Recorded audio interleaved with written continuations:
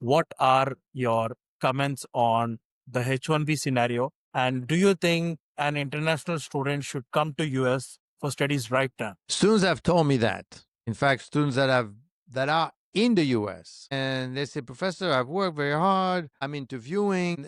They say, oh yeah, but you're an international student, and how do I know if they're not going to pull your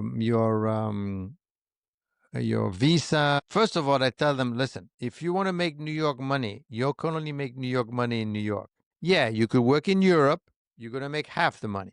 Okay. But what I do tell them is that is the reason why you need to network, because you don't want to get a job where that person that's hiring is looking at your profile and a bunch of other profile, and they say, well, you're an international student, you're from India. I don't know what's going to happen, because quite frankly, right now, we only did this H1B 100,000. It's only really for not if you studied in the US. It's only if you're a worker in India and you want to come to the US and the company has to sponsor you. Because frankly, you don't need to be sponsored in my program and the other program as well, because it's a STEM program. You get 1 year OPT and then you get 2 years OPT if you are international students. So they don't have to sponsor for 3 years. Now, of course, they're going to say, yeah, but what happens after? After I have to sponsor you. And I don't want to do that. But you don't even know if I'm going to stay 3 years, right? But the point is, if you are talking to someone that you've worked with a project for like 3 years or 2 years and they know you, they're going to say, well, you're worth it,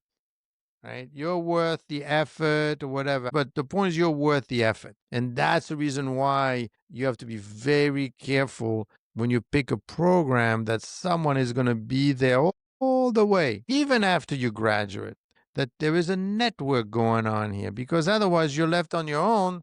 But I said to them, listen, I mean, we had the same situation with COVID. I found a high correlation between the people that are making 150 plus, right, with the ability to communicate and the ability to share ideas and to welcoming, to be passionate, right? There's a correlation there. It's like the lotto, right? If you don't play the lottery, you're definitely not winning. I could guarantee that. Now, I don't know if you're going to win if you play, but if you're not playing, that is a sure thing. I totally agree, Professor. I think the passion should be the primary key for any student who is leaving everything in his home country and coming to the US. So that should be the first primary qualification for any student who's traveling across the countries. Yeah. Professor,